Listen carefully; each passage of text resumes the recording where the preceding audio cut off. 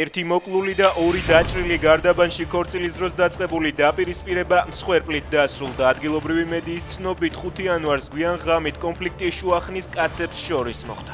თანასოფლელებს შორის დაპირისპირება ერთ-ერთი სახლში მათ შვილებს შორის გაგრძელდა. დაკავებული ამ დრომდე არავინაა.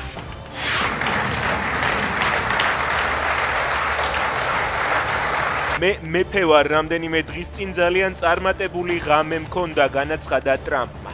აპლოდისმენტები და ოვაციები მოჰყვა მის მიერ ვენესუელაში მიღწეული სამხედრო წარმატების ხსენებას. პრეზიდენტმა ოპერაციას ტაქტიკურად ბრწყინვალე და წარმოუდგენელი რამ უწოდა. ისი თქმით, მადურო მოძალადე კაცია. ძმაო, თუ შენ აპირებ ციხეში ჩამსვა, მოდი ვნახოთ, შეძლებ თუ არა ამის გაკეთებას, თუ შენ გინდა ჩამაცვა ციხის კომბინიზონი, მაშინ სცადე. კოლუმბიის პრეზიდენტი ამჯერად მარკო რუბიოს მიმართავს. მანამდე ტრამპმა კოლუმბიაში სამხედრო ოპერაციის ჩატარება არ გამორიცხა. გუსტავო პეტრომ კი დაანონსა, რომ ამ შემთხვევაში იარაღს ხელში თავადაც აიღებს. იარსებებს უწყვეტი და ცეცხლის შეწყვეტის სანდო მონიტორინგის სისტემა, რომელსაც ამერიკა უხელმძღვანელებს ამის შესახებ მსურველთა კოალიციის განცხადების პროექტშია საუბარი.